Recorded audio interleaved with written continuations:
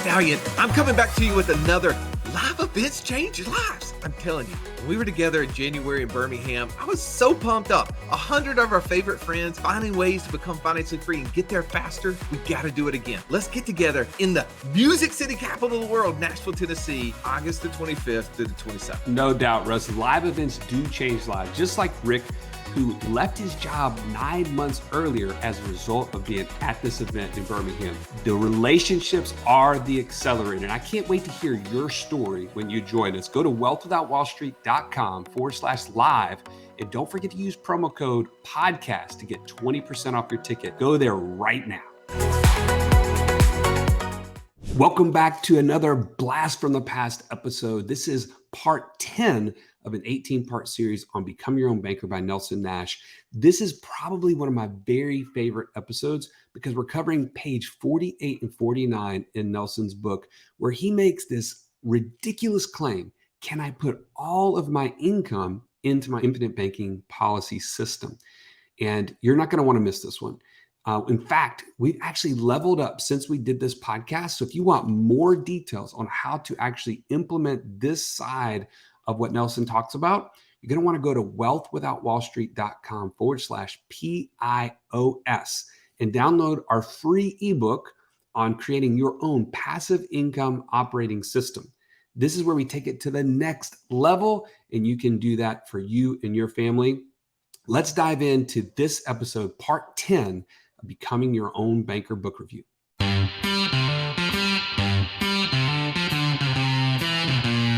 Welcome to the Wealth Without Wall Street podcast, your guide to understanding how to get out of the Wall Street rat race and start your own mailbox money lifestyle. Now, don't let these handsome Southern draws fool you. These financial minds are teaching our country to enhance savings, increase cash flow, and create passive income, all without the help of Wall Street. Are you ready to break through? Now here are your hosts, Russ Morgan and Joey Murray. Welcome. This is the Wealth Without Wall Street podcast. Your host, Joey the Italian Stallion Murray, joined as always by Russ, the idea guy, Morgan.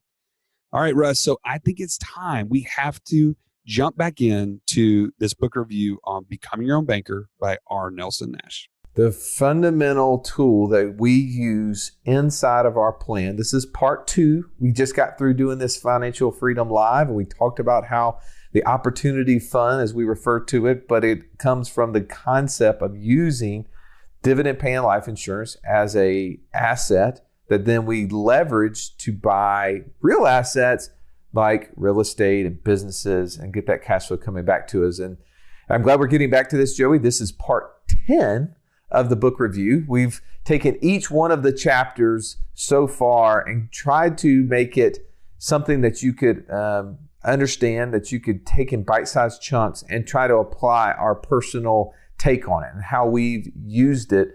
Because as many of you have read this book, even though Nelson made it as short as possible, there's a few little parables, if you will, throughout that are hard to understand. And I just want to kind of recap, Joey. Like, we've covered a lot so far. We've covered kind of how did the whole infinite banking concept get started. We talked about the problem, and that was really revolving around the rate of interest and the volume of interest that we are paying as consumers for all the things we've purchased over life. And for some of you, you're like, well, I pay cash for everything. Well, we hit that, right? Nelson says you finance everything you buy. Either you borrow money from someone else and pay them interest, or you pay cash and give up interest. And Joey, the other day, I'm going to give you credit again. You said something really profound when we were talking about opportunity cost. So that's really what that statement prior to this said, is you said opportunity cost is the largest expense that you've never been billed for. Man, thank you for that. Thank you for, dude. It's rare that I get a shout out. So that's almost worthy of a quote graphic just for you. I love it. All right, continuing on before Joey gets too big of a head here. Let's keep going. We also talked about how banks make money, and we're going to talk a little bit today about how banks make money and how much money they have made off of us just through the whole deposit versus lending. And then we talked about how you create one of these systems using dividend paying life insurance.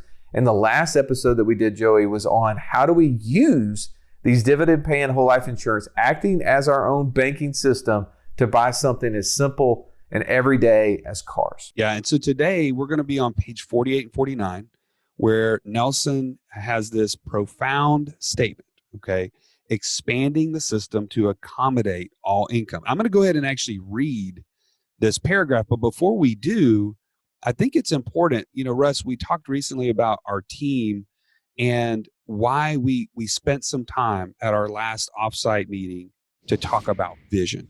What is each one of our team members' individual visions, and how do they see our company helping them to get there? And the reason I'm bringing this up right now is because what we're talking about in this book is so much more deeper than dividend paying whole life insurance. It's so much bigger than the concept of becoming your own banker. It's the reason why would we want to expand our system to include all income? It's because there's something bigger behind it. There's something that's pushing us that we all want. And that's where that vision comes in. So what are your thoughts on that, Russ? No, I agree. This is nothing more than a means to the end. It is not the end. And it really frustrates me that I didn't catch that early on. For so many years early on, when we were sharing this message of becoming your own banker, I didn't understand that it was more of a means to the end. And to be honest, the reason I feel like I didn't know it is because I hadn't really addressed clearly in my own head, what is the end? What is financial freedom? What does that really look like for me and my family? Right. And I think that that's what I want us to focus on today. We are going to get into some really tactical things, but I think ultimately, if we lose sight of what is financial freedom, that's what our whole community is about, by the way. And if you haven't joined this, there's no better time. We're adding so much content. Go to community.wealthwithoutwallstreet.com, where you're going to define what financial freedom is for you. And then and only then can you start making the right tactical steps towards that goal. So anyway, I just want to kind of hit on that. And before we get into this area here, well, I think it's so important though, Joey, that we do address this, because this is something that we hear quite frequently, is that I really don't understand. I really haven't addressed that for myself either, as to what I would be doing if I was financially free. Is it because it's just such a foreign concept? Like, I can't even imagine what that looks like. But as I play the game cash flow with my family, and when I played the last time and I was a police officer, my father-in-law was an airplane pilot. We start off the game. It's the first time he was playing. So when he sees his income of $8,000 and he sees my income of like $2,100, he thinks, I got this guy, right? Like, he thought that he had drew the best card because his income was much higher. His cash flow was much higher. But the reason that that game was created and the reason that we play it is because it's not about the income. It's about our ability to get out of the rat race. What do we do from that point forward? And I think it's challenging that we have to answer for ourselves. What does financial freedom look like? Don't make it like it is impossible, because it doesn't matter where you're at, how much money you make, or how little money you make. You have the ability. It is a simple formula. It's passive income being greater than your monthly expenses. But you must start tracking that. You must start addressing that. And the only way you're ever going to get clear on where you want to go is if you actually just sit down and say, what is it that I really want?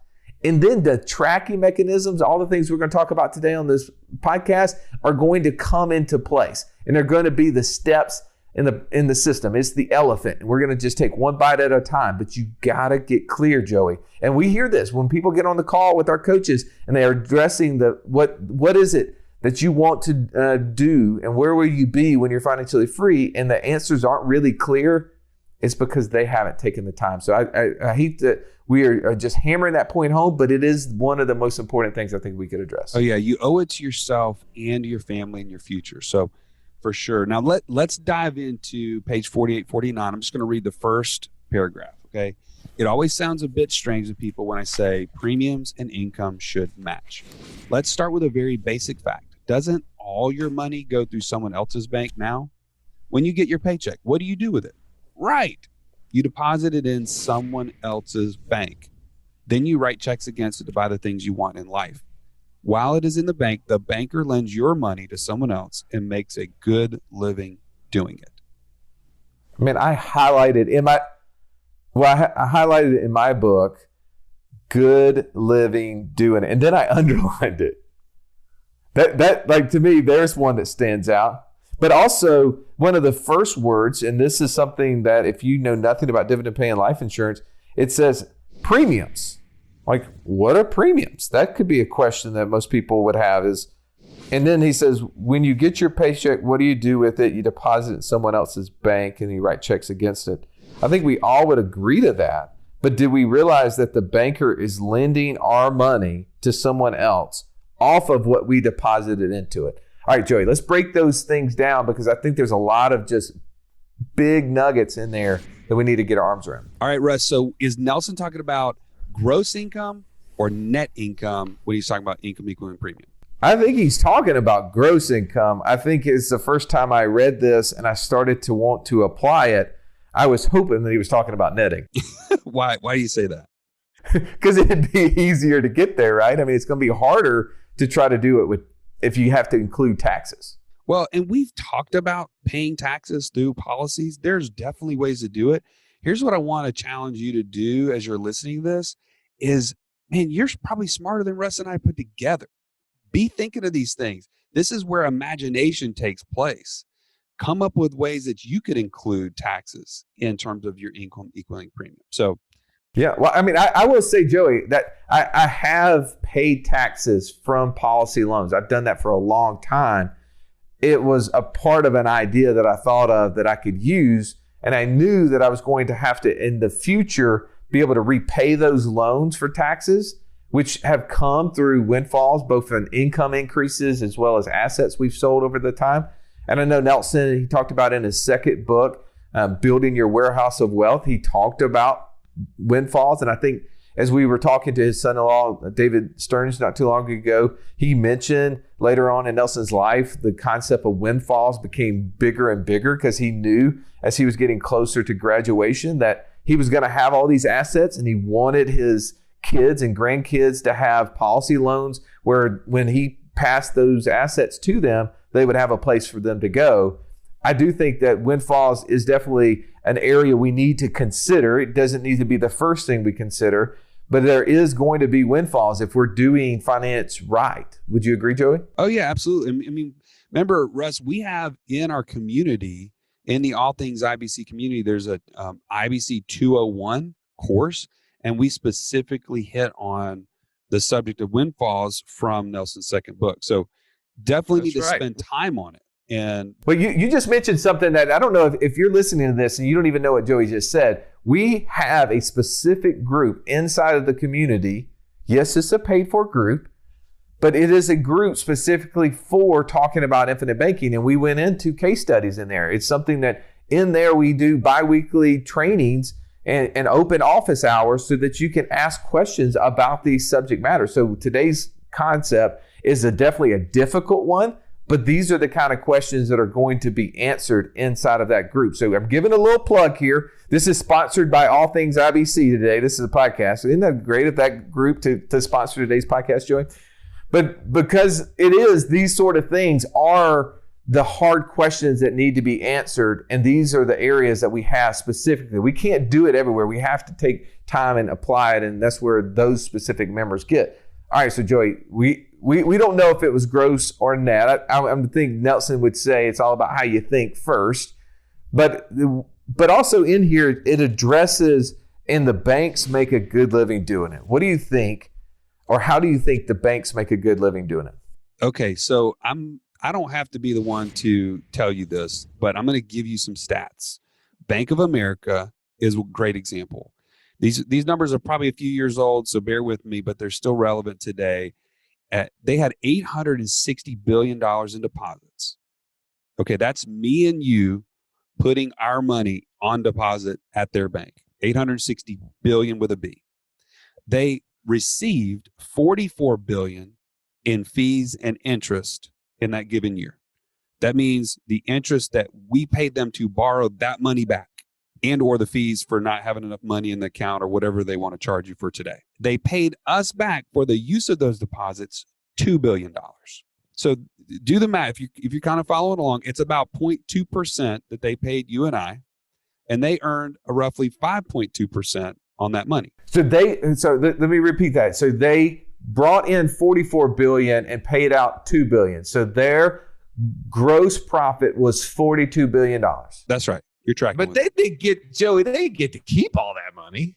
Oh, I'm sure they had to, pay some expenses somewhere. They probably had $1 billion or $2 billion in expenses. I mean, come on. Let's be real. If you've listened to our show for any length of time, you've heard us talk about infinite banking and how we were able to use that concept to create over $50,000 a month in passive income. But it's just not that easy to figure out, how does this all connect into my own personal system? Stallion, that's why we created the passive income operating system, bro. It shows you how to turn active income into passive income. It makes all the steps come together. If you would like to get access to it as a podcast listener, we've never given this away in public before. Go to what'swhatwallstreet.com/PIOS. There was nothing worse than walking into class when you're in school and the teacher saying, pop quiz day. Why? Because you were unprepared. Are you unprepared, though, for financial freedom? Don't be. Find out how close you are by taking our 30-second quiz at wealthwithoutwallstreet.com/quiz. But most people on the outside would say, okay, that's 0.2% they paid us and 5.2% that they got to keep. That's a 5% difference. So where would we be missing, Russ? Well, no, where we would be missing is whose money initiated the whole transaction, right? They didn't put up the $2 billion to make 44. No, they used your $2 billion, or they used your $860 billion, right? I'm sorry, I said that wrong. They didn't put up the $860 billion to earn the 42. They literally only paid interest on your $860, which cost them $2 billion to turn around and make 44. So when you actually do that from a retail standpoint, you think about it like a business owner perspective, their return was 2,600%. Okay, 2,600. You're not missing a decimal point or something, right? 2,600%. Do you understand now why the banks have the nicest, prettiest buildings, why they have marble floors and all these columns, and they've got the wonderful waterfall out in front of the bank? Like, you can understand, how they can pay for it, right? This makes sense to you. But this is why the banking institution is. Nelson said it over and over. Banking is. Someone is going to perform the function. Are you going to abdicate your responsibility to someone else to do it? And if you do, just know that they're going to be profitable in that process. Now, Joey, this is a very hard concept, though. Page 48 and 49 has been asked to me over and over and over. But how do I do that? How can I ever get to the point where my income equals my premiums? It is a concept that is challenging our mind. It is hard. No doubt. And I think the reason why it's so hard, Russ, and you and I even really struggle with this, because we have been programmed, right? We have been focused in on the wrong characteristics. We've been thinking about interest rate. This is the only thing that matters. Interest rate, interest rate, interest rate. That's why people, when you drive by a bank, there's a big banner that talks about interest rates. That's why whenever you get an email or something in the mail that says, hey, it's time to refinance, because it's interest rate. And guess what? It's standing in the way of us being able to expand our mind to even consider what Nelson is talking about here. Well, he said over and over in this book so many different times, this concept has nothing to do with interest rates. But when we're trained financially to think in terms of interest rates, it is hard. When you say, Joey, you're in the mortgage industry, and you're there trying to repeat to us that it's not about interest rates. And how many times would people call you up and ask you, what is the interest rate? Or how many times would you initiate phone calls with people to tell them that the interest rates were lower, and that should make their decision making that much easier. But now you're sitting here telling me it's not about interest rates. Oh, the whole business is predicated on that very thought. But why is it not about interest rates, Joey? Because it's all about actual volume of interest. That is the thing that Nelson talked about earlier. We've already addressed it. Well, give me an example. Let's go back to mortgage real quick. Why, after you know what you know today, what is different? If you are telling people lower interest rates, give me an example of where a lower interest rate didn't help somebody. Oh, I think I've even addressed this before, but I had a client one time that was doing great. He had his 30-year mortgage. He was in his 50s. He was kind of on the way down the hill, if you will, in terms of his... Bro, I'm 43 years old. I'm going to be 50. I have no idea what you mean. In general, people are starting to think about retirement in their 50s, right? And he says, Joey, I want to refinance to this 15-year mortgage. All right, pause. I'm going to stop. I'm going to challenge that thought process. As you're sitting there listening to Joey right now, do you believe if you're in your 40s or in your 50s that you are now thinking about retirement? Like, I'm only thinking about, like, how can my business be that much more successful? It's taken me this long to figure it out. Now I finally have figured it out. I finally have people in the right positions. And like it's go time. Really? Joey, I'm pushing back on that thought process. I'm pushing back. You should. But I'm saying the average person is thinking about an actual retirement date, whereas you and I are thinking, man, I love what I do. Why would I ever want to stop? So are you saying the person listening to you is average? The person that I was talking to, this actual client, that's what he was thinking. Can you give me that at least? Come on. I've never met him. Exactly. So you have to give it to him. He's beat down. It just sounds like he's beat down. All right, go ahead. I'm sorry. He definitely didn't want to keep doing what he was doing, and he was trying to find ways to get to that point. And he said, I want to refinance to get the 15-year mortgage so that I can be ready to retire. And what happened? We lowered his interest rate, but his payment went up. Okay, that's the key point that I want to point out. A 30-year mortgage to a 15-year mortgage, his interest rate went down, but his payment went up. The amount he was required to pay day in, day out, month in, month out to the to the mortgage company went up. So let's stop right there. Let's talk about if we are in this position today and we're trying to focus on rate, but we should be focused on volume. What could we do with those extra dollars, right? Instead of having a higher payment for a 15-year mortgage with a lower rate, right, but a higher payment, then the 30-year mortgage person or the person who has a lower payment could be doing something with those dollars, right? Could they then be creating a greater volume of interest? Absolutely. Yeah, they could be putting money into their control, into their access. That to me is what today's show is about, when Nelson is really trying to challenge our thinking. Are we even thinking? Because Wall Street is trying everything they can to keep us from thinking. Nelson says here in the second paragraph of this is that when we take all our money, we put it into someone else's bank, then we turn around and we write checks for 34.5 cents of every dollar to pay interest, a loan, back to someone else's bank. We will never see that money again. It is gone forever. But why do we continue to behave this way? It's because no one's ever explained it to them. He says, once a pattern in life is learned, in a culture, it is nigh unto impossible to change. His paradigm is fixed. It is set in concrete, and the peer pressure and conventional wisdom is overwhelming. He's really addressing, Joey, he's addressing that the villain in this story, the person who is keeping us back, is all of the ones around us, and it is our thought process. It is what we have just decided to consume and take as truth, even though it couldn't be more false. Yeah, it's set in concrete. I love how he says that, because it gives you that visual that it's immovable. It's just been there. It's weathered in a sense, right?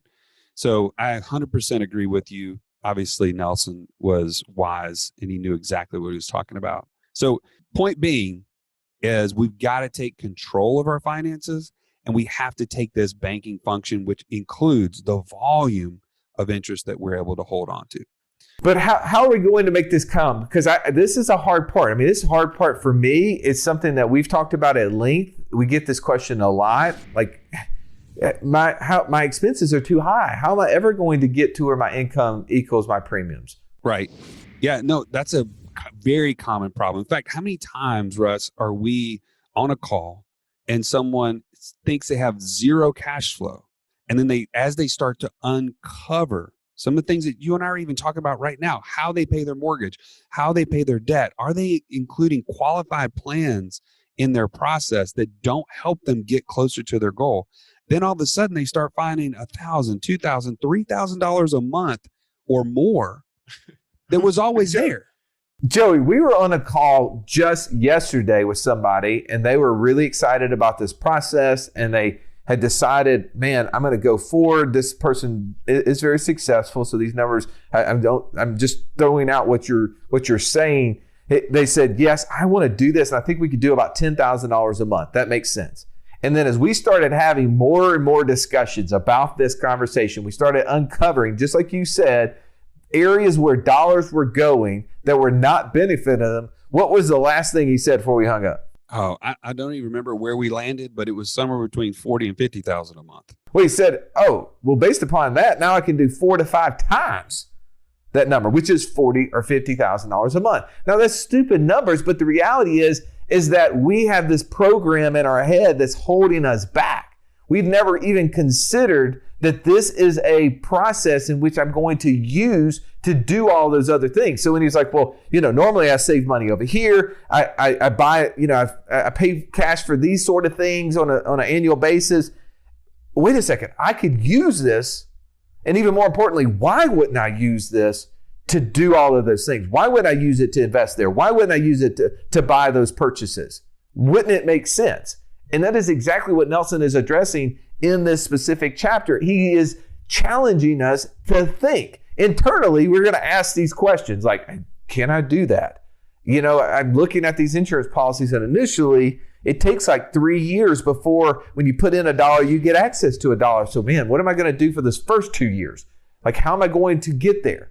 And what you and I have uncovered for ourselves is that this isn't something that happens overnight. Fast forward to page 85 on the book. Nelson says it will take the average person. I'm not calling you listening to this average. Nelson said that it take the average person 20 years. Well, he wrote this book 20 years ago. The environment has changed. I bet it will take the average person 25 or 30 years to accomplish this. But that's not the point. The point is, are we on a mission to get there? Are we going to think differently about our money? Are we going to figure out, Joey, can I get there? Now, here's a couple of things I want to point out. Is that right now I'm in the midst of a 30-day, 100 push-ups per day challenge. Right. You with me? Yeah, I'm not doing that with you, but yeah, I'm with you. I was about to say, I was trying to see if you were with me because I hadn't seen you on any of those posts I've been making lately. If you're following me on Facebook, I'm posting every day when I do it. And then I'm trying to add something else. Well, I promise you, I'm not showing off. You can look at my physique and know that I'm not showing off, right? There's nothing to show off. But it is a place now that I'm no longer able to go to the gym, meet with my 2 guys every single day like we were doing for almost a year straight, getting stronger, helping each other, supporting each other. I don't have that ability anymore. I'm in a house. I'm in, here with my family. So I am literally having to find a way to challenge myself. And I saw this challenge, one of our other friends started it, and I'm like, I'm doing that. And so now every day I go in there and I post, and I'm like, who else is doing this? And I'm getting responses, and it's this like motivating thing to me to be healthier. Well, will I be healthier, Joey, at the end of 30 days? I think so. There's no way for me not to be, unless I just don't do it. I mean, it's not, diet and exercise is not like magic. It is literally just hard work over and over and over. You just follow a process. But every person who's overweight or out of shape, they know it. It's not like they didn't have the information, but there was not accountability.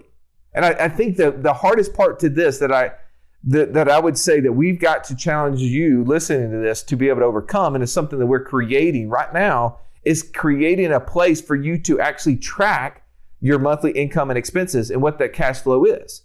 Because if you'll start posting that every single time, then it's going to be front and center for you. Well, think about even the game cash flow, Russ. Like you and I talk about that game all the time. We've played it as an office. We play it with our kids. What is the importance of that? Is that it keeps it front and center. Every paycheck. So whether it's every 2 weeks, every month, on the game is just every time you pass this little paycheck thing. And you have to update your numbers. It forces you.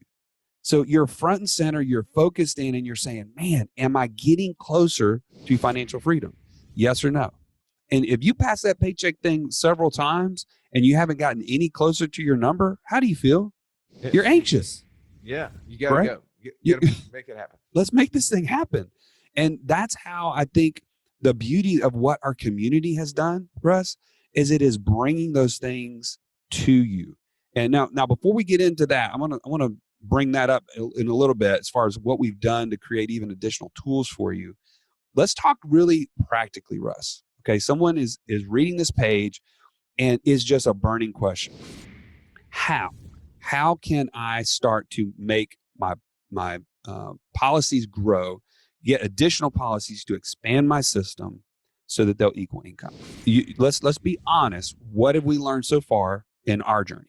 Well, I think one of the things that we learned early on is, okay, what sort of expenses do I have that I could take over for myself? And Nelson addresses some of these right here in the book when he starts talking about automobile insurance. He says, hey, you got comprehensive and collision. You can take that over. If you have built up a pool of capital, you can take that over. Early on, for some of you, you haven't paid off your cars or you haven't paid off your house. You can't get rid of those. The financial institutions are going to require you to have those. But one of the things you can do as you start building up capital is that you can actually increase your deductibles, which does what to your payment? It reduces it.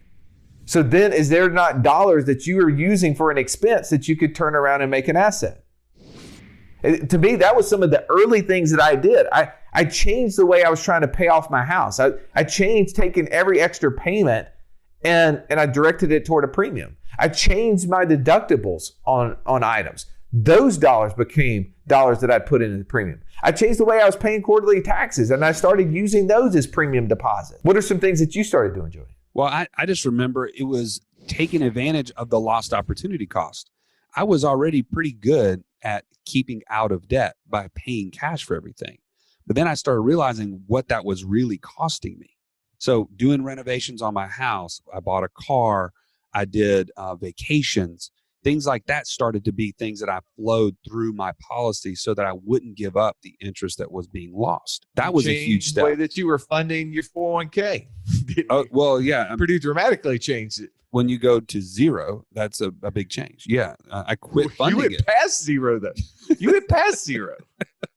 Yeah, I actually started borrowing against it to pay premiums, but that's a whole nother story. But I'm just saying, there's a lot of different things that we have done to change expenses or things that we thought were the only way it could be done. And those are what created premiums. And it kept inching us closer and closer to where our income was getting closer to it. Now, here's the thing is that we still don't have all the answers. We're still not 100% there. We're still on this journey. We sat down with David Stearns, Nelson Nash's son-in-law, the person who spent the most time with Nelson over the last probably 35 years outside of his wife.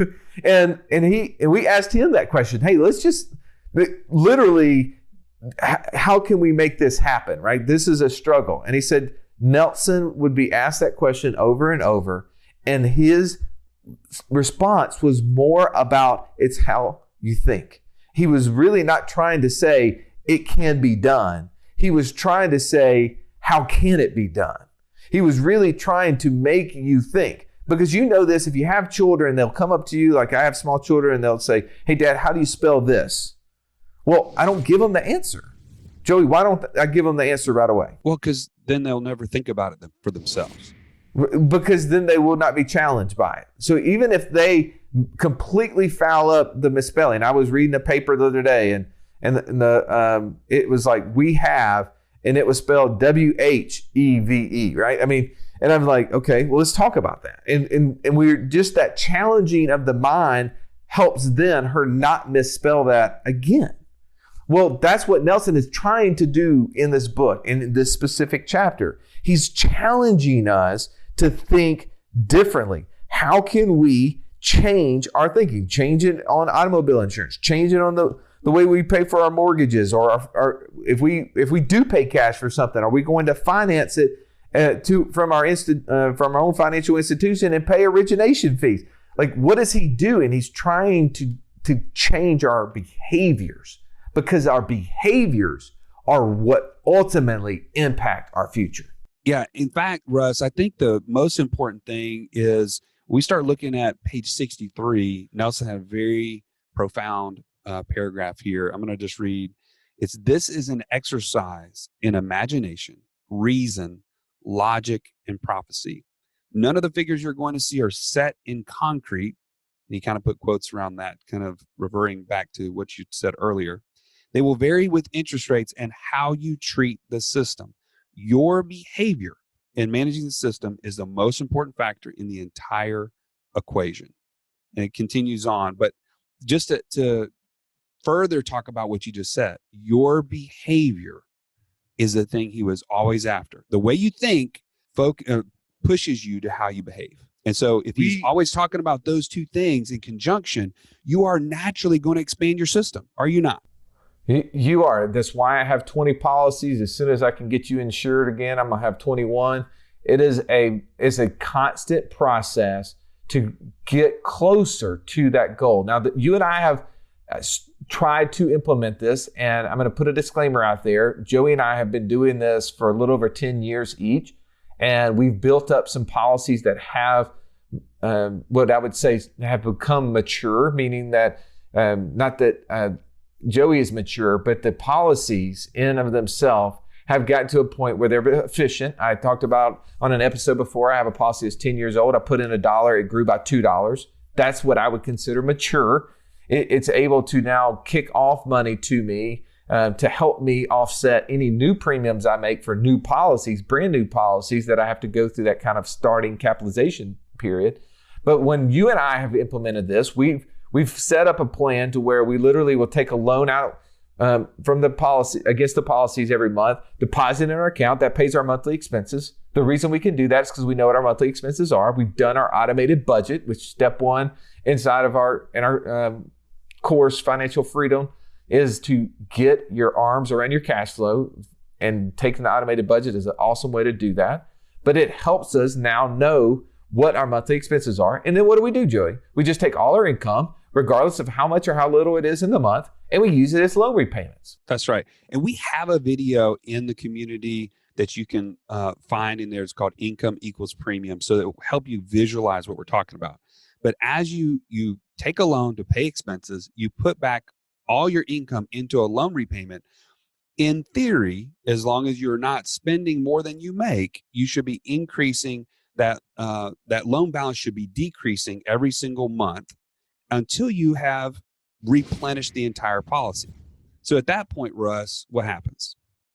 Well, what ends up happening is that we literally have our policy premiums being paid from a loan against the policy, right? That's how we keep from paying them back off, is because we keep paying our premiums from those loan balances. So our loan balance keeps going down or getting bigger, or however you want to look at it, which allows us that run room to be able to be putting back more money. So yes, I'm not spending every dollar that I make, and I'm trying to find more ways to create extra streams of income through all these other assets that we're starting, right? Starting land flipping business, starting the cattle business, about to start into the Airbnb space, looking at starting an Amazon business. All of these things, all this extra income that we're creating is going to then just continue to funnel back to pay down those loans that we're having. Yes, if I get to a point where I really going to pay off all my loans, I'm just going to start a new policy that just tells me that I need to increase my premiums, which is helping me track closer toward this goal. Well, and that's my whole point. So Russ, there's nothing magical about taking a loan to pay your expenses and then paying it back with the additional income. All you're doing by doing that is you're tracking better your cash flow. You're putting all of your cash through a policy in some way, shape, or form. And that's going to prove to you over time, because sometimes it's hard to keep track of all this as it continues on. Over time, you're going to say, oh man, I've got way too much cash flow for this one policy or the second policy. I need to add a third. I need to add a fourth. And you're going to know it because you've been following your cash flow that closely. So it goes back to the same point we talked about. If I've got the cash flow worksheet in that game cash flow, and I'm seeing every paycheck where that money is going, and I'm not getting closer to my goal, I know I've got a problem. The same is true with this. If I'm putting money back in and it's filling up the policy too fast, I've got a problem. I don't have enough room in my current policy. I got to expand. And so that's the whole point. We want to bring it full circle. Yep. So here's some kind of to-do items as we wrap up this podcast. Is one, you need to be in the community if you're not already. That's a given. If you want to get deeper into infinite banking, join the All Things IBC group and start participating with others. And we're going to talk about it in a future episode in the book review where Nelson actually tells us we need to be a part of a group, a wealth club, who already are thinking the way that we're thinking, and need to be people who understand infinite banking. I think that that's paramount. But also we're going to be saying, okay, you need to fill out your own worksheet, your own income statement, your own statement that shows what your cash flow really is. And we're creating that right now. We're creating a little dashboard inside of the community. So you can click on the left side, click dashboard. It's going to allow you to be able to fill that in. It's going to continue to improve. It's going to be better and better every time you go, hopefully. But this is going to be a to-do item. And then I want you to go watch the video that Joey did on how are we practically getting closer to this goal by it just kind of showing you physically what we're doing. We take a loan every month to put in our account that we use to pay our expenses, and then taking all of our income and paying it back as a loan. So if you want to see what that actually looks like, then you can go watch that video. So those are some items. What else did I miss, Joey, as we wrap up? I think that you've got it all laid out there perfectly. The bottom line is what are you doing to change how you think? If you're not joining our community, if you're not taking advantage of all these resources and tools, this is a missed opportunity. You are giving up the concept of expanding your own system, whether it's through these policies or not. And we want to encourage you right now, take action. We're giving you all the resources. We're giving you the path. I hope this has been helpful. Why don't you join us on the next episode, and we'll see you then. This has been the Wealth Without Wall Street podcast. Don't forget to subscribe to the show to break free of the Wall Street mindset and begin building wealth on your own terms in places you understand so that your wealth will never run dry. See you next episode.